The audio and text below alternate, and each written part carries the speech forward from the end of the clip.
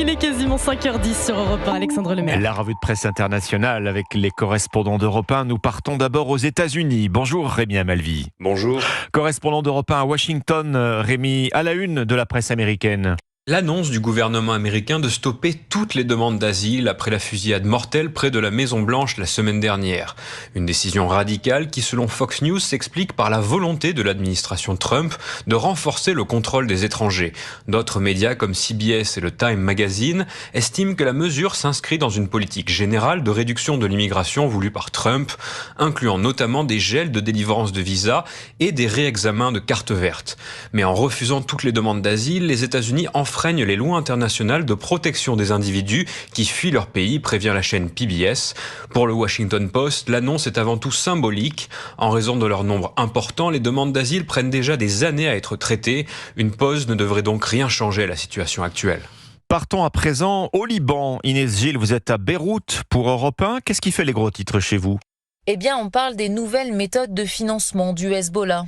Selon Anar, l'Iran a transféré des centaines de millions de dollars au Hezbollah au cours de l'année écoulée via des bureaux de change et des entreprises basées à Dubaï, mais aussi dans une moindre mesure via la Turquie et l'Irak. Le groupe chiite cherche de nouvelles routes de financement, c'est le média This is Beyrouth qui en parle.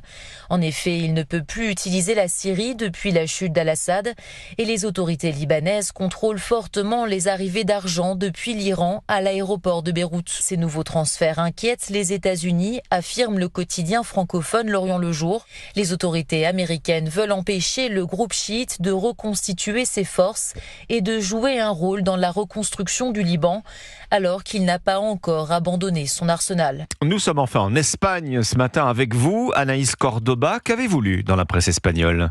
À la une de la presse, la réapparition de la peste porcine africaine en Espagne après 31 ans d'absence. La découverte de sangliers morts autour de Barcelone le 28 novembre a déclenché l'alerte.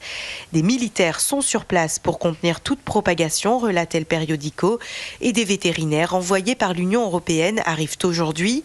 El Mundo souligne que seuls 2 cas sont confirmés pour l'instant et que le virus n'a pas pénétré dans les élevages. El País rassure, le virus ne se transmet qu'entre sangliers et porcs. Les humains ne peuvent pas être contaminés et la consommation de porc n'est donc pas dangereuse. 20 Minutos revient sur les conséquences économiques.